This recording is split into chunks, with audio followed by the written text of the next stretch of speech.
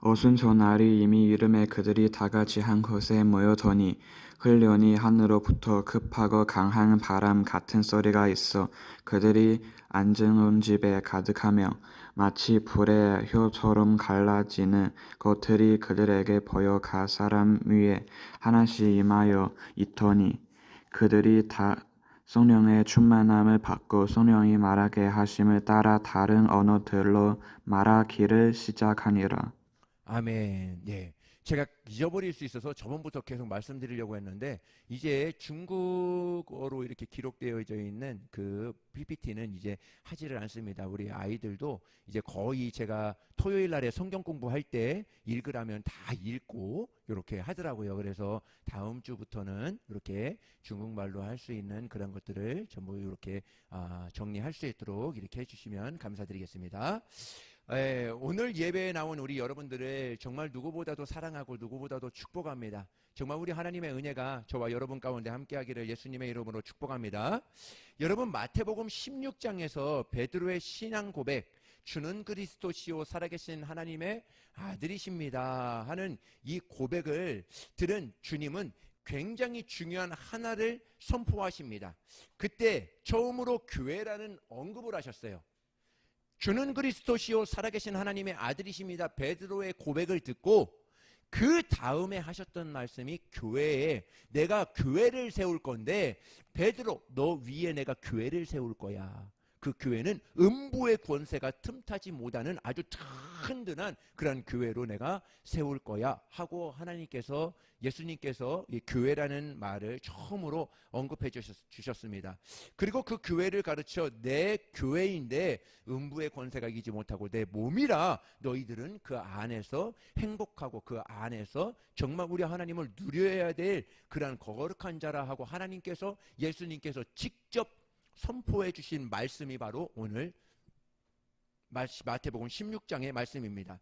당시 교회라는 이름이 없었어요. 처음에 교회라는 이름이 등장할 때 그렇게 등장했지 그 이전에는 교회라는 이 단어도 없었고 교회라는 개념도 없었고 모든 것이 없었던 상태예요. 그래서 원어에 보면 교회를 에클레시아라고 이렇게 이야기를 합니다. 당시 에클레시아는 뭐냐면 에클레시아는 로마가 그 이스라엘을 지배했기 때문에 로마의 최강의 특수부대 이름이 에클레시아예요. 그래서 예수님께서는 야 내가 내 교회를 세울 건데 내 교회를 세울 건데 어떤 교회를 세울 거냐면은 에클레시아 지금 로마의 최강의 특수부대 에클레시아가 있지 그 부대가 있지 그러한 교회를 내가 세울 거야. 그 교회를 너의 반석 위에 베드로 너 지금 오늘 내가 고백한 그 고백 위에 내가 교회를 세울 거야. 그 교회는 음부의 권세가 틈타지 못하며 모든 악한 것들로 인해서 다 제어하고 정말 평안과 하나님의 은혜를 선포하는 그러한 교회를 내가 세울 거야. 이렇게 말씀을 해주셨습니다. 우리 주님께서 있었던 에클레시아 교회가 우리 주님께 있었던 에클레시아 교회가 성령이 임하면서 마가다락방에서 출산을 하게 됩니다. 교회가 태어나고 성령이 오시면서 또 하나의 동시적인 사건이 일어나는데 바로 부흥이라는 거예요. 그래서 성령 강림과 교회와 부흥은 동시로 같이 일어나는 것이 바로 이 세 개입니다. 할렐루야. 교회가 세워졌다. 그러면 그 교회 안에는 뭐가 일어난다? 성령 강림이 일어났다. 성령이 임하는 곳이다.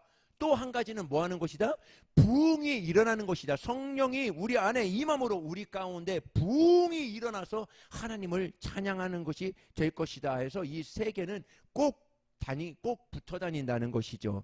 여러분 부흥이 시작됐고 일어났다는 것입니다. 제 안에 부흥의 바람이 일어나고 있습니다.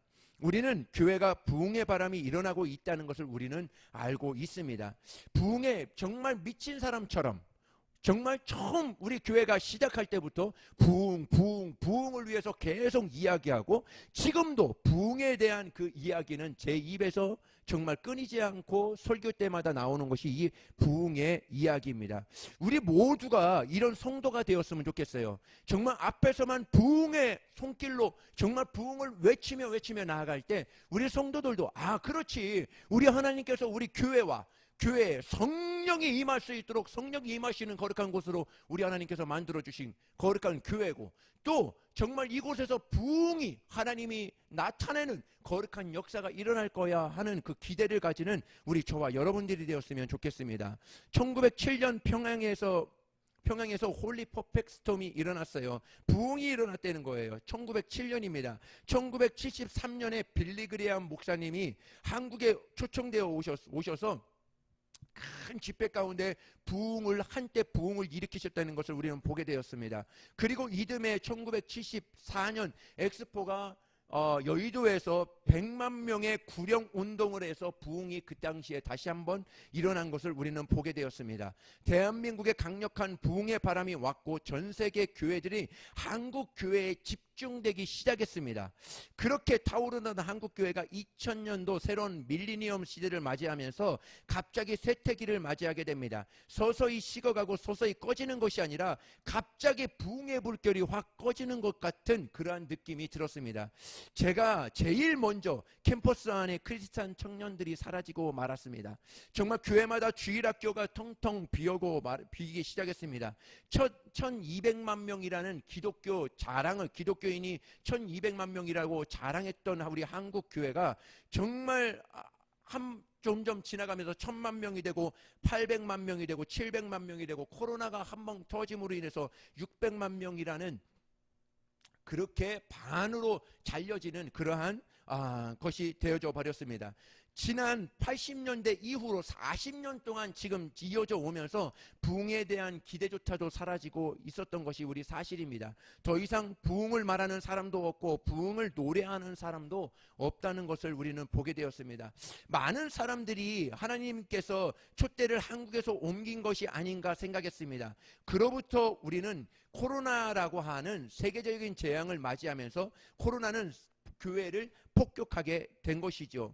코로나가 하나님의 심판처럼 느껴지고 두렵기까지 했던 것들이 바로 우리 저와 여러분이었습니다. 수많은 교회들이 문을 닫기 시작했어요. 급기야 전국의 1만 교회가 문을 닫아버렸습니다. 한국 성도가 35%가 교회를 떠나고 말았습니다. 주님을 떠나고 말았습니다. 정말 우리는 이때 끝까지 외치고 왔던 것이 바로 이겁니다. 우리는 높은 성로에 올라가서 정말 기도의 성로, 예배 성로, 찬양의 성로에 올라가서 이 순간에 하나님이 일하신다면 정말 그 일하심을 보게 하여 주시옵소서. 그 일하심을 보는 그러한 교회가 되길 원하고 그러한 성도가 되길 원합니다 하고 지금까지 왔습니다. 성 아래에서는 보지 못했던 것들이 정말 하나님의 일들이 그 성 위에서, 성로 위에 올라가서 보니까, 기도의 경지에 올라가서 보니까 하나님의 일하심이 보이더라는 것이죠. 정말 하나님은 큰 물에 파도를 일으키고 정말 화살을 장전하고 정말 달려오는 하나님을 보고 하박국처럼 외쳤습니다. 우리들의 날에, 우리들의 시간에 하나님의 부흥이 일어나게 하여 주시옵소서. 하나님의 부흥이 일어날 것이다 하고 우리는 끝까지, 지금까지 정말 선포하며 하나님을 의지하며 기대하며 나아가고 있습니다. 우리는 지금 부흥의 시즌입니다. 할렐루야. 부흥을 믿습니까? 정말 부흥을 믿는 사람에게는 부흥이 옵니다. 부흥을 노래하는 사람에게는 부흥이 오게 되어 있습니다. 하나님의 부흥은 부흥을 노래하고 선포하는 입을 통해서 부흥의 대로가 열린다는 것은 우리는 알고 있으셔야 된다는 것입니다. 우리 교회가 부흥의 진원지가 되었으면 좋겠어요. 작은 교회이지만 정말 한 번의 예배를 드릴지라도 그 예배 가운데 성령님의 강력한 역사가 정말 성령 받고 방언도 말하고 정말 하나님께서 만져주시는 거룩한 은혜가 어떤 질병을 가지고 나왔습니까? 우리 예배 한 방으로 끝날 수 있습니다. 정말 예배 한 방으로 하나님의 임재가 그 영혼을 덮으면 모든 질병 가운데에서도 자유함으로 얻을 수 있다. 오늘 말씀해 주시는 것이죠. 우리는 코로나보다 더한 팬데믹이 오더라도 이 부흥을 포기하지 않습니다. 정말 어떠한 그러한 팬데믹이 어떠한 그러한 코로나 더한 것이 온다 할지라도 우리는 정말 끝까지 부흥을 외치며 나아가게 될 것입니다. 다시 말하지만 부흥은 숫자를 이야기하는 것이 아닙니다. 부흥은 어떤 프로그램을 통해서 오는 것이 아니라는 것입니다. 정말 위기에 정말 인위적인 어떤 방법을 통해서 어떠한 조직을 통해서 오는 것이 아니라는 것이죠. 부흥의 길목에는 무엇이 있냐면 기도와 예배가 있는 거예요. 부흥은 기도와 예배를 통해서 오게 되는 것입니다. 우리 저와 여러분 기도와 예배 이외에 다만 어떠한 것이 하나님의 임재가 더 임할 수 있도록 만들 수 있는 것이 과연 무엇이 있을까? 어떤 프로그램이 있을까요? 어떠한 그런 어떠한 조직이 있을까요? 그것이 아니죠. 기도와 예배만큼 정말 하나님의 임재가 부흥의 불길을 일으킬 수 있는 정말 내 영혼이 다시 소생할 수 있는 그러한 시간은 없다 이렇게 보게 되는 것이죠. 부흥은 예배와 기도라는 길목을 통해서 우리에게 찾아오는 것입니다. 정말 그냥 기도하는 것이 아니라 산모가 한 생명을 출산하기 위해서 모든 힘을 다하여 한 생명을 출산하는 것처럼 우리 예배가 그렇게 예배를 드려야 된다는 것이죠. 한 번의 찬송을 드릴지라도 한 번의 예배를 드릴지라도 오늘 예배는 두 번 다시 오지 않습니다. 오늘 예배는 오늘 예배로 끝나는 거예요. 저번 주에 예배 드린 것 생각지 마십시오. 저번 주에 예배 드린 것 저번 주 예배로 끝난 것입니다. 오늘 예배는 새로운 예배예요. 새로운 날로 하나님께서 우리를 맞이해 주겠다 이렇게 말씀을 해주고 계시는 것이죠. 또 한 번의 예배가 아니라는 것입니다. 바울과 실라가 감옥에서 드렸던 그때 그네들의 찬양과 기도와 예배가 부흥을 일으키는 것입니다. 옥고를 움직이는 예배, 정말 착고가 풀려지는 예배, 정말 모든 결박이 풀어지는 강력한 예배가 부흥의 길목이 우리 예배와 우리 기도 가운데 이루어진다는 것을 우리는 믿으셔야 됩니다. 할렐루야. 여러분 오순절은 6월절 후에 7 정말 안식일을 지난 다음 날에 이루어지는 것이 안식일입니다. 그 다음 날 우리 7 안식일을 7년 동안 한 것이 이 안식년이라고 하는 거예요. 그래서 77에 49 다음에 50 그 다음 해가 50인데 50 날에 오순절 그 50년이 지났을 49년 다음에 50년 새로운 날에 오순절이라 해서 그때는 정말 하나님께 올려드리는 귀한 절기로 하나님 앞에 드려지게 되는 것입니다. 여러분 성경에 7일 되는 날이 안식일이에요. 그죠? 7일 되는 날이 안식일이에요. 7년째 되는 해가 안식년이라고 하는 거예요.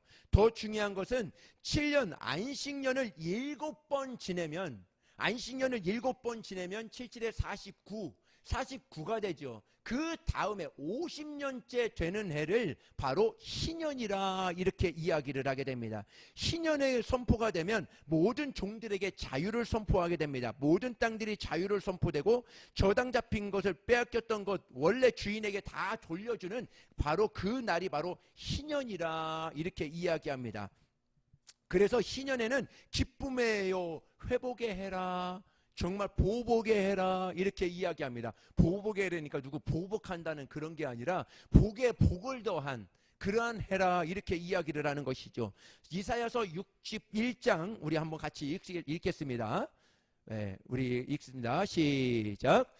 주 여호와의 영이 내게 내려오셨으니 이는 여호와께서 내게 기름을 부으사 가난한 자에게 아름다운 소식을 전하게 하려 하심이라. 나를 보내사 마음이 상한 자를 고치며 포로된 자에게 자유를 갖춘 자에게 노임을 선포하며 여호와의 은혜의 해와 우리 하나님의 복의 날을 선포하여 모든 슬픈 자를 위로하되 물을 시온에서 슬퍼하는 자에게 화관을 주어 그 죄를 대신하며 기쁨의 기름으로 그 슬픔을 대신하며 찬송의 옷으로 그 근심을 대신하시고 그들이 의의 나무 여호와께서 심으신 그 영광을 나타낼 자라 일컬음은 받게 하려 하심이라. 아멘. 네.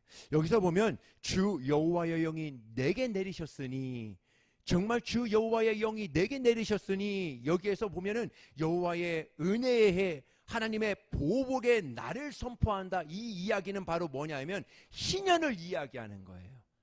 정말 모든 것이 자유함을 얻고, 모든 것이 다 내가 누구한테 꿔줬던 것, 내가 갚지 못했던 것, 그것이 다 주인으로 인하여 다 되돌려주고 되갚아주고 다 그것이 다 끝나버리는 그런 해가, 그러한 축복의 날이 이 희년이라 하는 것입니다. 여기서 보면 아름다운 소식이라는 것이 있어요. 아름다운 소식은 신년에 선포되는 이 아름다운 소식을 이야기하는 것입니다.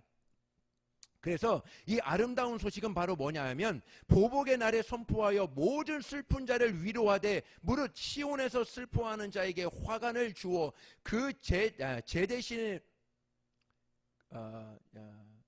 죄를 대신하며 기쁨의 기름으로 그 슬픔을 대신하며 찬송의 옷으로 그 근심을 대신하고 그의 의의 나무 곧 여호와께서 심으신 그 영광을 나타낼 자라 일컬음을 받게 하려 하심이라. 모든 슬픈 것들로 인해서 정말 우리로 자유케 하는 그 날이 희년이라 하는 것입니다. 여러분, 바울이 보내심을 받지 못했는데 어떻게 전할 수 있었을까? 좋은 소식을 전하는 자들의 아름다운 발이여함과 같이 정말 하나님의 희년을 맛본 사람은, 하나님의 자유함을 맛본 사람은 그 누가 뭘하지 않아도 밖에 뛰어나가서 그 희년을 선포합니다. 야, 예수 그리스도로 말미암아 우리는 자유함을 얻었어. 모든 묶였던 것들로 인해서 세상 가운데 두려워하고 우울하고 떨리고 정말 모든 것들로 인해서 너희들은 이제 자유함을 얻은 거야 하고 선포하는 날이 이 희년이라는 것입니다. 그래서 바울은 그것을 알았기 때문에 내가 보내심을 받지 않았어도, 내가 사도로부터 보내심을 받지 않았어도 성령이 내 안에서 보내심을 통해서 희년을 선포한다. 너희에게는 자유가 있어. 예수 그리스도 안에 오면은 너희에게는 자유가 있는 거야. 축복이 있는 거야. 정말 은혜가 있는 거야. 이렇게 선포했던 사람이 바울입니다.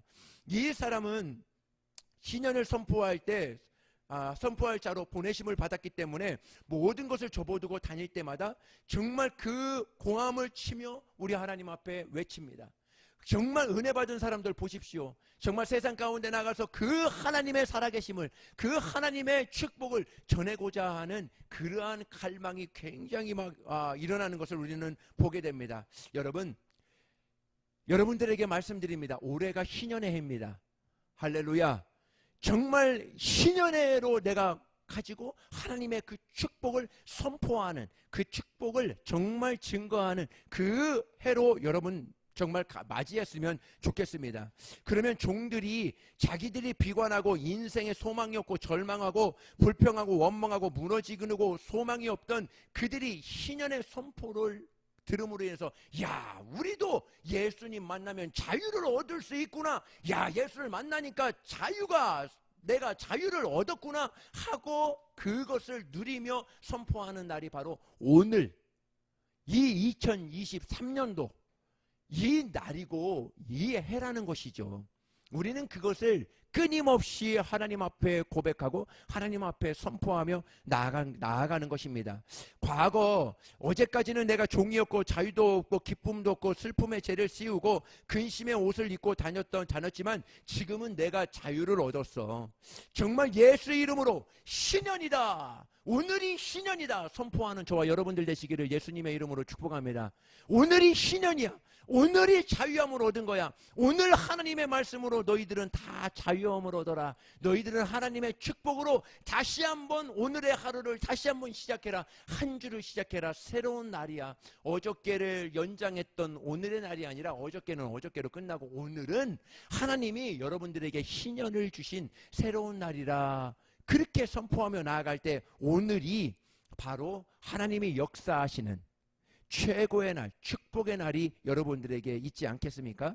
주 여호와의 영이 내리셨으니, 내게 내리셨으니 오순절과 신년이 연결되는, 성령 강림과 신년이 연결되는 그러한 바로 날이 바로 오늘이라는 것이죠. 호세아가 이렇게 선포합니다. 호세아서 6장 3절을 보시겠습니다. 시작.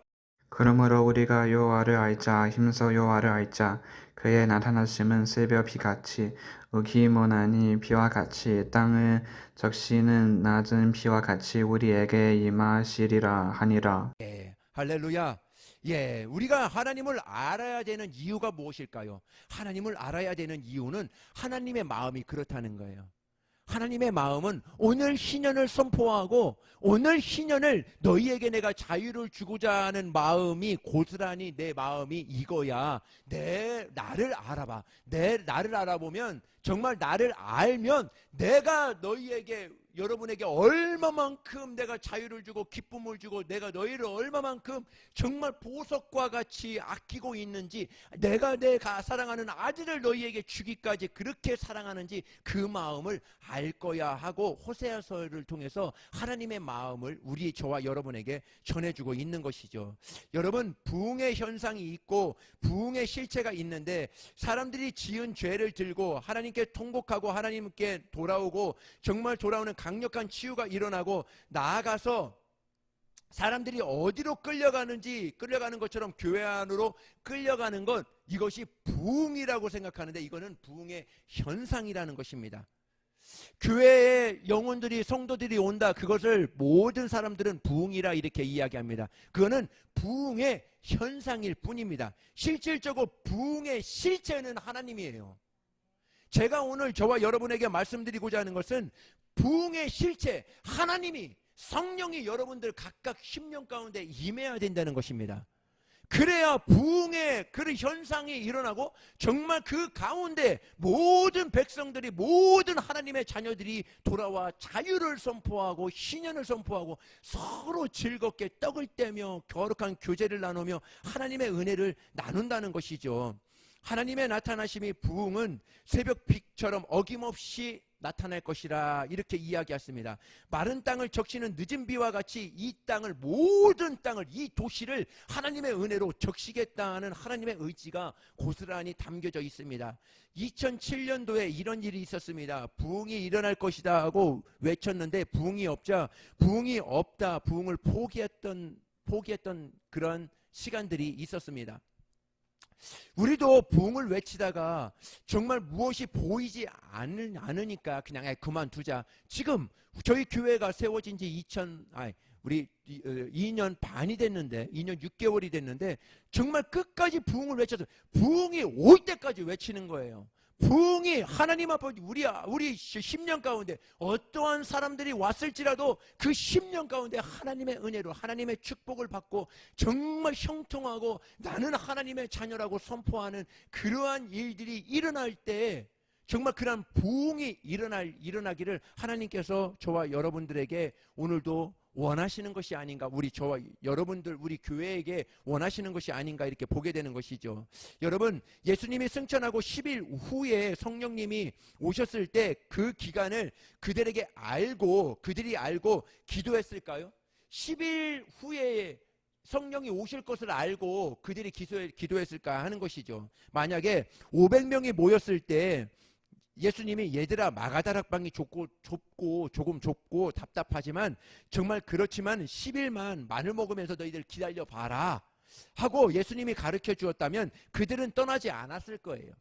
그러나 주님은 그날을, 성령님이 오시는 그날을 감추어 두었어요. 이야기하지 않았습니다. 부흥이 오는 그때를 예수님도 침묵하고 있었던 거예요.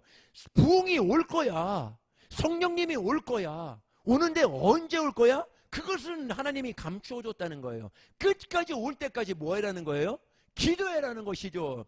그때까지 계속 예배라는 것이죠. 하나님을 기다리라는 것입니다. 그러나 여러분 믿음이 아직 손에 잡히지 않고 보이지 않지만 그분의 약속 하나 붙들고 포기하지 않는 것이 바로 우리의 믿음 아니겠습니까? 우리도 부흥이 올 때까지 기도하셔야 됩니다. 우리 부흥에 올 때까지 기도하십시다. 정말 부흥을 볼 때까지 끝까지 멈추지 말고 기도가 멈추지 않는, 예배가 멈추지 않는, 찬양이 멈추지 않는 그러한 교회가 되기를 예수님의 이름으로 축복합니다. 정말 주님은 약속하셨고 나는 믿었으니 깨닫고 순종하는 이 발걸음을 통하여 하나님의 살아계심을 나타나게 하여 주시옵소서. 이것이 우리의 믿음입니다. 이런 생각을 해보았습니다. 어느 날 하나님이 아브라함에게 아브라함아 내 독자 이삭을 바쳐라. 창세기 22장에는 아브라함이 독자 이삭을 바치니까 그때서야 내가 나를 사랑하는 줄을, 내가 경외하는 줄을 알았다고 말씀하셨는데, 이 말씀을 깊이 묵상하다 보면은 여러분, 하나님이 전지전능하신 분이라는 건 아시잖아요. 그죠? 하나님은 전지전능하신 거예요. 전능하신 분이에요. 하나님은 아브라함이 그 아들 독자를 바치기 전에 하나님은 이미 하나님을 사랑한다는 것을, 아브라함이 하나님을 사랑한다는 것을 다 알고 있었어요. 왜냐하면 갈대와 우르에서 아브라함을 불렀을 때 본토 친척 아비집을 떠나서 정말 하나님의 명령에 순종하여 아브라함은 그 안에서, 그 중심에서 나를 사랑하는 중심을 하나님께서 그때 다 아셨다는 것입니다. 만약에 하나님이 아브라함을 테스트하려고 90세의 아들을 주고 100세의 아들을 바쳐봐라, 100세 때 아들을 바치려고 하니까 정말 아브라함 믿음이 있었네 한 것이 아니라는 것이에요. 주님은 이미 아브라함이 믿음이 있었다는 것을 알고 있었어요. 그런데 아들을 바치라는 이유가 무엇일까? 이유가 무엇일 것 같습니까? 하나님이 그 사랑을 의심해서가 아니라, 아브라함의 그 믿음을 의심해서가 아니라, 아브라함이 자기가 연약하여, 자기가 못난 것, 자기가 쓰러지고 넘어지는 것 때문에 가리워져 있는 자기를 다시 보게끔 하려고 하나님께서 아브라함에게 자기 독자를 내놓아라, 자기 독자를 바쳐라 했던 것이죠. 무슨 얘기인지 아시나요? 여러분이 하나님이 사랑하는 줄을 하나님은 알고 계세요. 때로는 우리가 아브라함처럼 우리가 넘어지기도 하고 쓰러지기도 하고 때로는 실수하기도 합니다. 인간처럼 냄새나기도 합니다. 내가 의심할 때가 있어요. 정말 하나님을 의심할 때도 있습니다. 내가 진짜 주의 사역자 맞나? 내가 장로가 맞고 내가 주의 일꾼들이 맞나 할 정도로 그렇게 내 안에 식어진 것 같고 꺼져버린 것 같고 전혀 보이지 않고 내 연약함이 가리워져서 어떤 사건 하나로, 어떤 큰 그러한 일들로 하나로 정말 작은 불씨처럼 그 불씨 하나만 남기고 다 꺼져버리는 그때가 우리에게도 있더라는 것이죠. 그래서 하나님께서 아브라함아, 이 사건을 통해서 내 안에 나를 사랑하는 그 사랑이 얼마나 큰지 스스로 뭐해라? 확증해 보아라 하고 이 아들을 한번 바쳐라 했던 것이죠. 여러분, 성경에 보십시오. 믿음의 조상입니다. 믿음의 조상, 하늘의 별과 같고 땅의 모래와 같이 너의 자손들을 그렇게 축복할 것이다, 그렇게 하나님께서 약속해 주셨지만은 아브라함은 믿음이 없을 때가 있었지요. 네. 하나님을 의심할 때도 있었어요. 너 자식을 줄 거야 했는데 그거 기다리지 못하고 이스마엘이 하나님께서 나에게 축복해 준 그 아들입니까? 하고 그렇게 하나님은 아니야. 그는 아니야. 내가 너의 씨를 통해서 내가 줄 거야. 너를 축복해 줄 거야.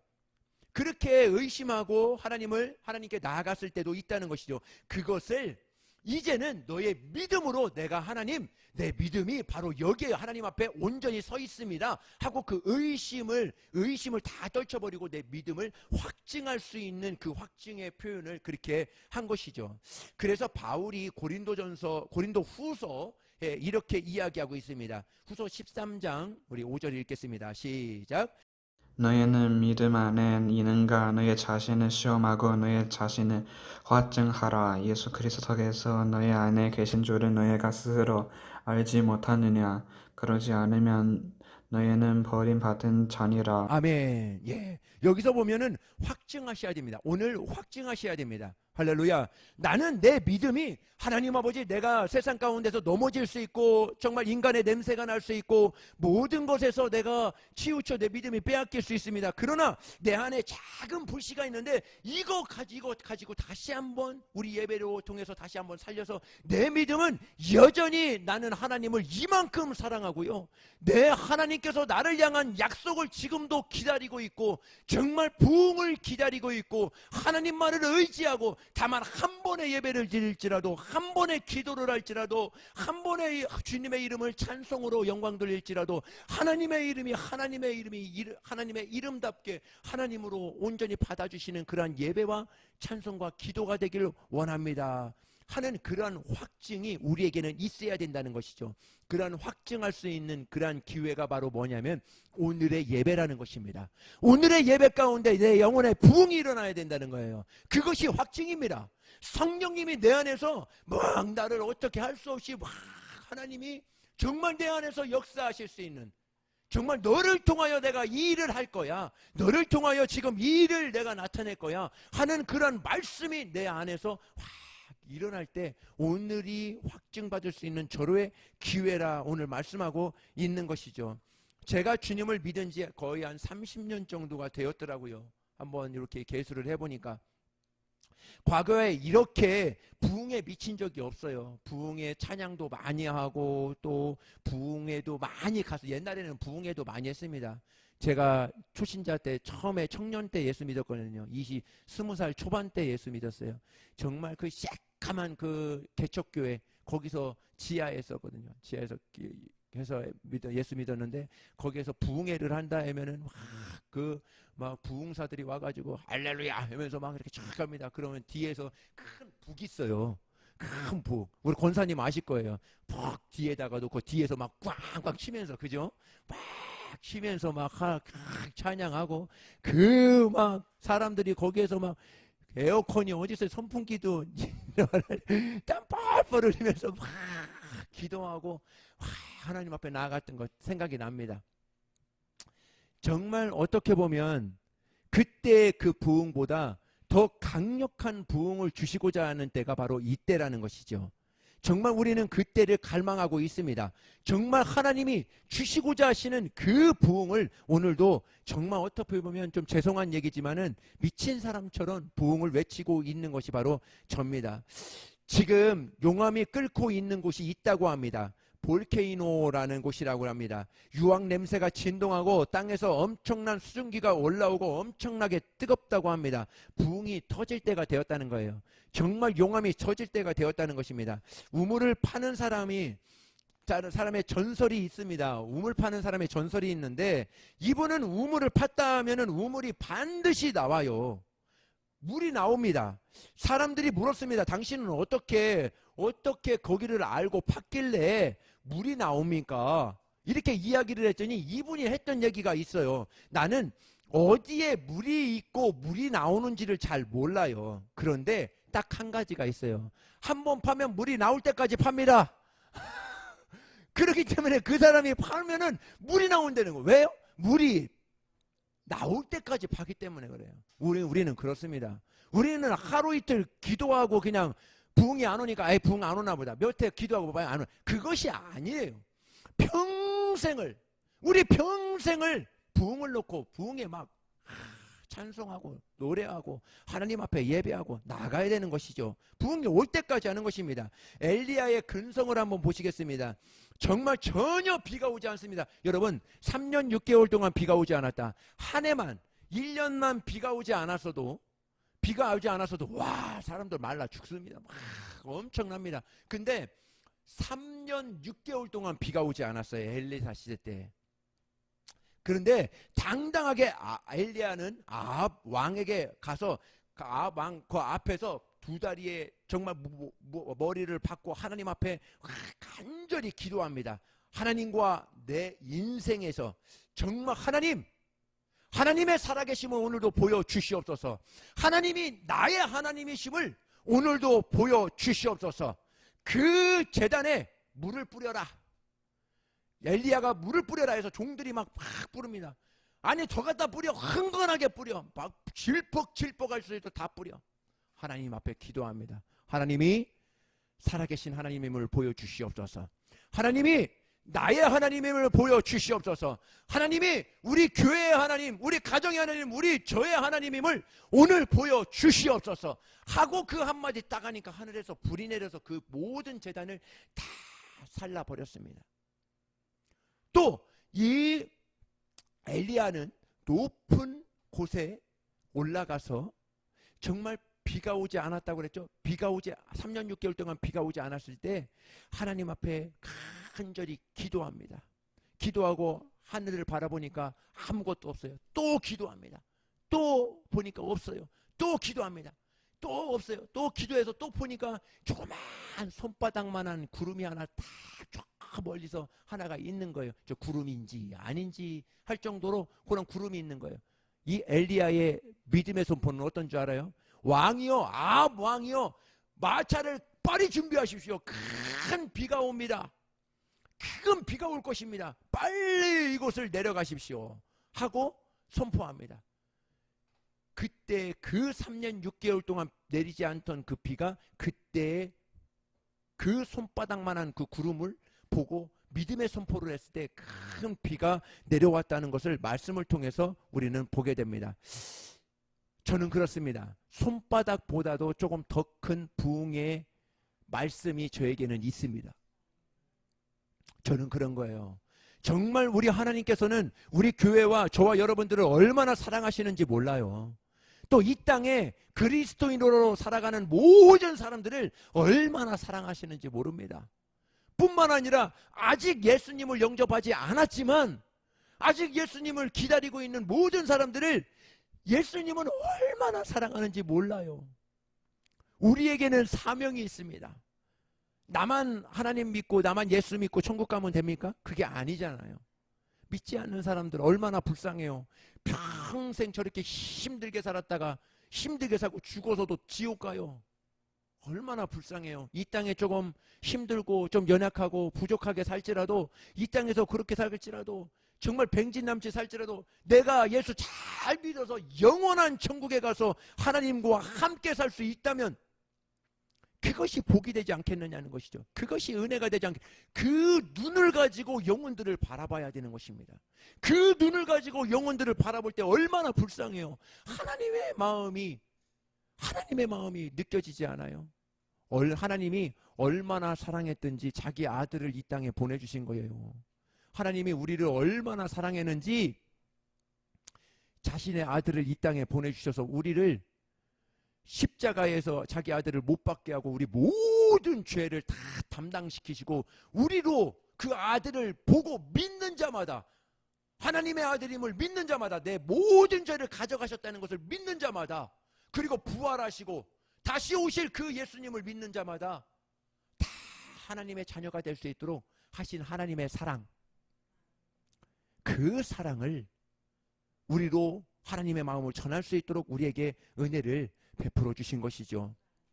로마서 11장에 읽어보면요, 바울이 오늘 이스라엘 유대인들이 예수님이 이 땅에 왔을 때 눈이 가리워져서 저들의 마음이 완악해져서 예수님을 보지 못하게 하나님께서 만드셨습니다. 이것은 하나님이 이렇게 하셨다는 것입니다. 이는 복음이 예수 그리스도가 유대 땅끝까지 이방에게 넘어가게 하기 위해서 저들의 눈과 마음을 가리웠다, 이렇게 이야기를 합니다. 그래서 그들이 넘어짐이, 그들이 연약함이 이방의 엄청난 부흥과 축복이 일어나게끔 하려고 저들을 완악하게 했다, 성경은 말씀하고 있습니다. 그리고 예수님이 다시 오시기 전에 하나님께서는 유대인들을 가르쳤던, 유대인들이 가리워졌던 눈들을 여시고 완악했던 그 마음을 부드러운 마음으로 정말 부어주시고 그들이 예수님께 돌아올 때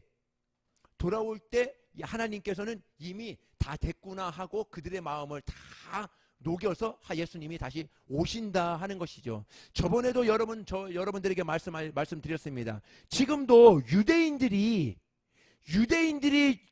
개종하는, 유대인들이 예수님을 믿는 사람들이 점점 많아지고 있어요. 이것은 바로 무슨 얘기 하는 거냐면 이전에 완악했던 것을 왜 완악했다고요? 이방 사람들, 유대인 이외의 모든 사람들에게 예수님을 증거하려고. 근데 이제는 유대인들의 마음이 부드러워지고 마음이 다 열려져서 예수님을 영접한다는 거예요. 그 이유가 무엇일까? 예수님이 오실 때가 가까이 왔다. 이렇게 이야기를 우리는 받아주어야 된다는 것이죠. 그들이 완악함이, 그들의 넘어짐이 이방인들의 큰 부흥이 된 것입니다. 그들이 다시 일어날 때 이방 땅의 부흥이 얼마나 크겠느냐, 우리는 그 부흥을 기대하며 나아가야 된다는 것이죠. 부흥을 맛본 사람만 마지막 때의 부흥을 기대할 수 있습니다. 정말 내 안에 부흥이 찬 사람만 부흥을 다시 한번 기대할 수 있어요. 여러분, 고기를 맛본 사람만 고기를 맛있게 먹을 수 있습니다. 그지 않아요? 고기의 고자도 모르는 사람에게 고기를 줘보세요. 아, 이거 찌겨서 뭐 이거 먹을 수 있느냐? 소화도 안 돼. 아우, 소화도 더부룩해. 제가 예전에 중국에 갔을 때 중국 음식을 잘 못 먹었어요. 못 먹어서 이 사람들이 얼마나 안쓰럽고 막 저를 안타까워했는지 모릅니다. 근데 이 사람들이 한국에 왔어요. 한국에 와서 여기서 이제 우리가 맛있는 음식을 먹였는데 이 사람들이 소화를 못해. 왜 소화를 못하니까 이 중국 분들은 다 이제 날아가는 밥을 먹거든요. 젓가락으로 이렇게 해서 막 이렇게 먹거든요. 근데 한국 밥은 어떻습니까? 찰밥에다가 보리밥에다가 영양밥 해가지고 막 쫙 만들. 이 사람들이 아침밥을 그렇게 먹더니 소화가 안 돼서 점심도 막 못 먹고.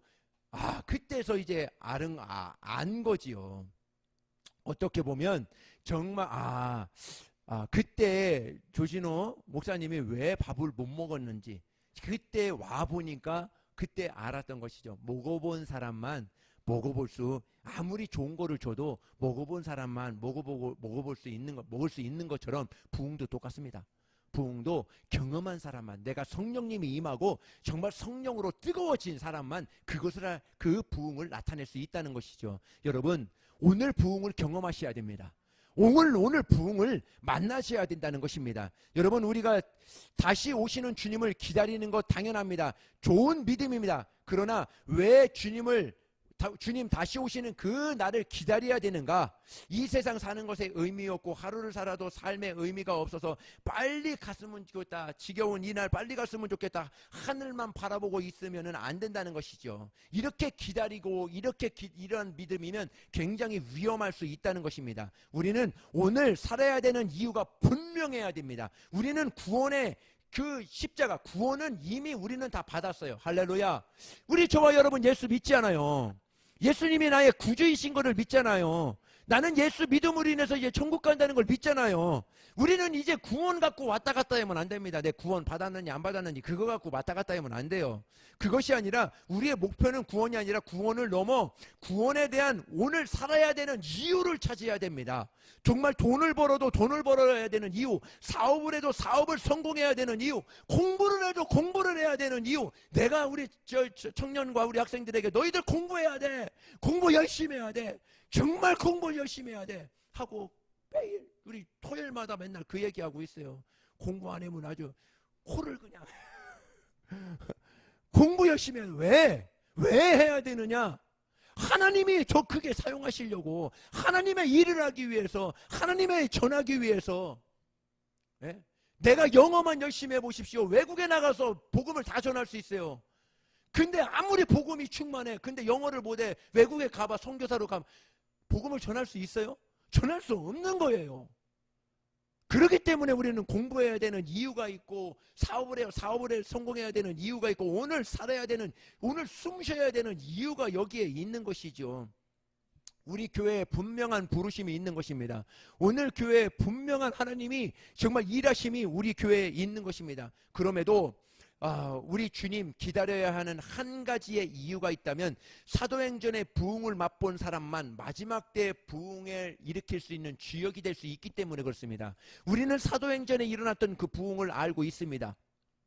그 부흥을 맞이했습니다. 그리고 이제는 그 부흥을 우리 교회가, 우리 저와 여러분들이 일으켜야 될 마지막 부흥을 우리는 지금 소망하고 그 부흥을 향하여 달려가고 있다는 것입니다. 에스겔서 36장을 한번 보시겠습니다. 우리 읽습니다. 부흥은 이렇게 일어납니다. 시작. 맑은 물을 너희에게 뿌려서 너희를 정결하게 하되 곧 너희의 모든 더러운 것에서와 모든 우상 숭배에서 너희를 정결하게 할 것이며 또 새 영은 너희 속에 두고 새 마음은 너희에게 주되 너희의 육신에서 굳은 마음은 제거하고 부드러운 마음은 줄 것이며 또 내 영은 너희 속에 두어 너희로 내 윤례를 행하게 하리니 너희가 내 규례를 지켜 행할지라. 아멘. 네. 새 마음을 부어주겠다 이렇게 이야기합니다. 이 말씀의 완성이 어디냐면 오늘 본문이에요. 오늘 본문 다시 한번 읽겠습니다. 오늘 이 에스겔서 지금 읽은 이 말씀의 이 답이 어디에 있냐면 오늘 사도행전 2장 1절부터 4절입니다. 우리 읽습니다. 시작. 오순절 날이 이미 이름에 그들이 다같이 한 곳에 모여더니 흘려니 하늘로부터 급하고 강한 바람 같은 소리가 있어 그들이 앉은 집에 가득하며 마치 불의 효처럼 갈라지는 것들이 그들에게 보여 각 사람 위에 하나씩 임하여 있더니 그들이 다 성령의 충만함을 받고 성령이 말하게 하심을 따라 다른 언어들로 말하기를 시작하니라. 아멘. 할렐루야. 성령의 부흥은 바로 이런 것입니다. 우리는 예배를 통해서 이 경험이, 이 하나님의 부흥이 우리 여러분과 저 가운데, 우리 교회 가운데 일어나야 된다는 것입니다. 에스겔서 47장은 이렇게 이야기했습니다. 생수의 강이 넘쳐서 성전 문지방을 넘어서 아라바 광야까지 적시고 아라바 광야에 죽었던 나무들이 다시 살아나고 열매를 맺히고 그 강이 죽음의 바다 사해로 흘러가서 정말 죽음의 바다에서 고기들이 펄쩍펄쩍 뛰놀고 그 주위에 많은 과실의 열매들이 무성하게 열렸다 하는 것입니다. 여러분, 그렇습니다. 우리가 이곳에서 부흥이 일어날 때 이곳에서 세상 가운데 죽어있는 모든 사람들을 다시 살릴 수 있는 그 부흥이 저와 여러분들 오늘 우리 교회를 통해서 일어나기를 하나님께서는 원하신다는 것이죠.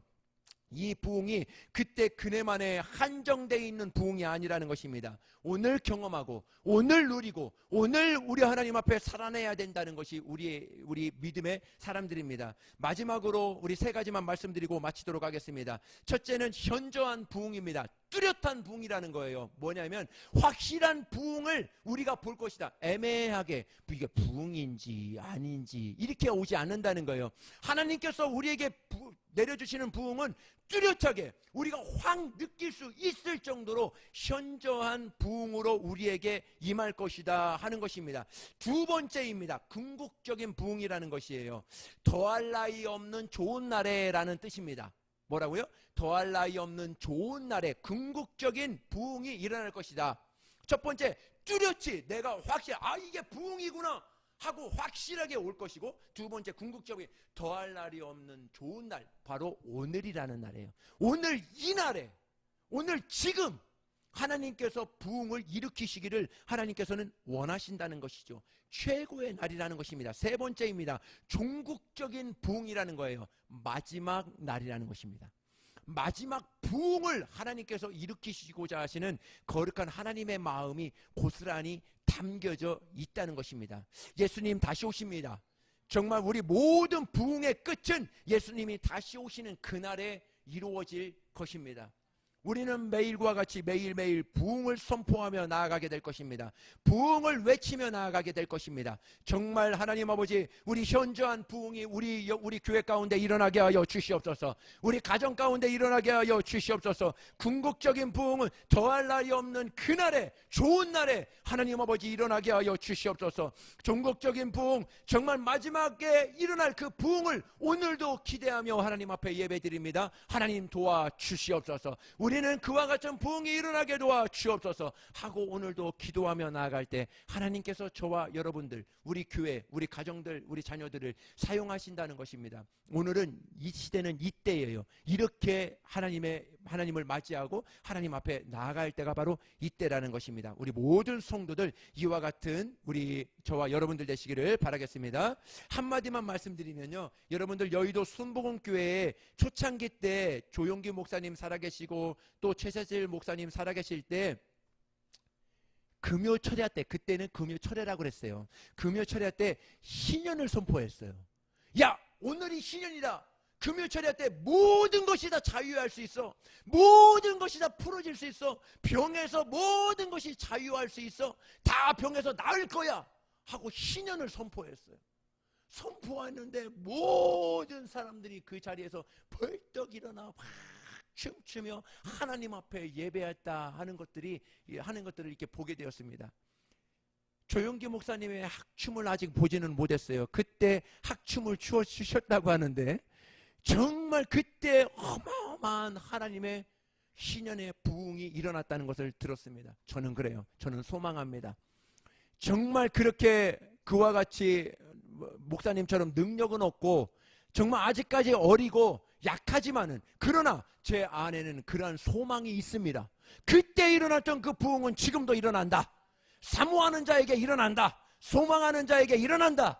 정말 노래하는 자에게 일어난다. 우리는 그 사실을 믿고 오늘도 예배 승리하는 부흥을 기다리는 저와 여러분들 되시기를 바랍니다. 기도합니다. 살아계신 하나님, 오늘도 우리 하나님께서 귀한 은혜 베풀어 주시고 함께해 주심을 감사합니다. 오직 우리 주님만을 의지하고 하나님만을 바라보며 나아가는 하나님 모든 성도들 하나님 기억하여 주시옵시고 성령으로 인도하여 주시옵소서. 우리는 오늘이라는 이날에 부흥을 일으키신다는 것을 오늘도 들었습니다. 하나님 아버지 소망하고 기대하는 모든 성도들에게 하나님 아버지 성령으로 임재하여 주시옵시고 부어 주시옵소서. 은혜를 더욱더 갈망하고 우리 주님을 더욱더 소망하며 나아가는 복된 하나님 아버지 우리 모든 성도들 될 수 있도록 축복하여 주시옵소서. 예수님의 이름으로 기도합니다. 아멘. 우리 찬양하고 기도합니다.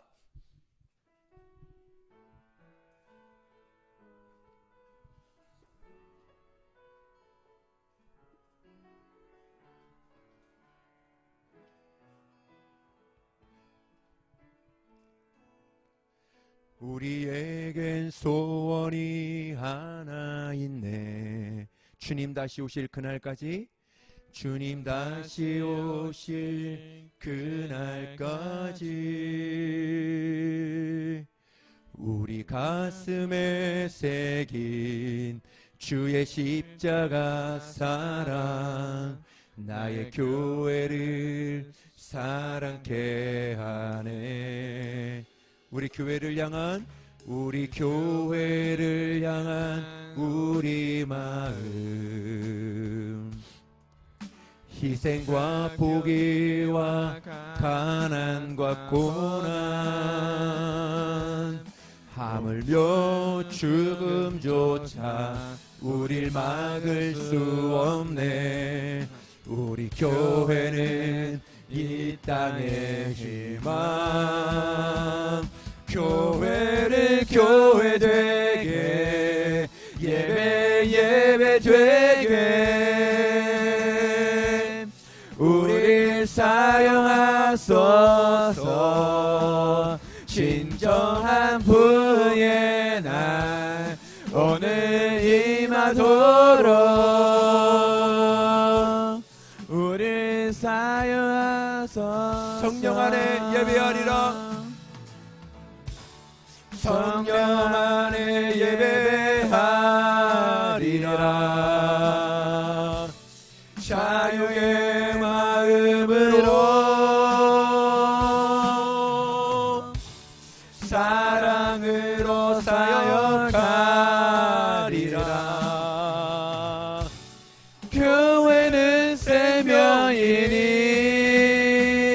교회를 교회 되게, 예배 되게 우리 사용하소서. 진정한 부흥의 날 오늘 임하도록 우리 사용하소서. 우리 한 번 더 고백합니다. 교회를 교회 되게, 교회를 교회 되게 되게 예배 되게 우릴 사용하소서. 진정한 부흥의 날 오늘 임하도록 우릴 사용하소서. 오늘 다같이 정성으로 말씀을 기억하면서 기도합니다. 살아계신 하나님, 오늘도 우리 하나님께서 부흥을 일으키시고자 하시는 하나님의 간절한 소원을 오늘도 말씀을 통하여 들었습니다. 하나님이 우리를 얼마나 사랑하시는지, 하나님이 우리 가정을, 우리 자녀들을, 우리 모든 성도들을 얼마나 사랑하시는지 오늘도 우리 하나님 아버지 말씀을 통하여 들었습니다. 아버지 하나님, 오늘 하나님 아버지 소원하는 우리 모든 성도들, 부흥을 기대하는 하나님 아버지 모든 성도들, 부흥을 소망하는 우리 하나님 아버지 모든 성도들, 오늘도 임하게 하여 주시옵소서. 오늘도 하나님 아버지 그 부흥이 10년 가운데 우리 가정과 우리 삶의 조정과 아버지 하나님 모든의 저 가운데 임할 수 있도록 우리 하나님 아버지 인도하여 주시옵소서. 성령님 역사하여 주옵소서. 성령님 역사하여 주옵소서. 성령님 역사하여 주옵소서. 오직 우리 하나님 앞에 인도받는 거룩한 영혼이 될 수 있도록 부흥의 물고가 일어나게 하여 주옵소서. 살아계신 하나님, 오늘도 우리 하나님께서 귀한 은혜 베풀어 주심을 감사함을 드립니다. 하나님의 놀라운 은혜와 축복과 부흥이 우리 삶과 우리 가정과 정말 우리 성도들의 가정과 우리 삶 터전과 우리 교회 가운데 부흥의 불이 일어날 수 있도록 역사하여 주시옵소서. 정말 하나님 아버지 우리 마지막 때 우리 주님을 더욱더 의지하며 나아가는 복된 우리 성도들 될 수 있도록 축복하여 주시옵소서. 지금은 죽으시고 부활하사 하늘에 오르셔서 다시 오실 우리 주 예수 그리스도의 은혜와 독생자를 주신 하나님 아버지의 극진하신 사랑하심과 성령님의 감화감동 내주 교통하심이 오늘도 부흥을 일으키고자 하는 거룩한 소망과 기대를 안고 돌아가는 우리 모든 성도들 위에 이제로부터 영원토록 함께 있을지어다. 아멘.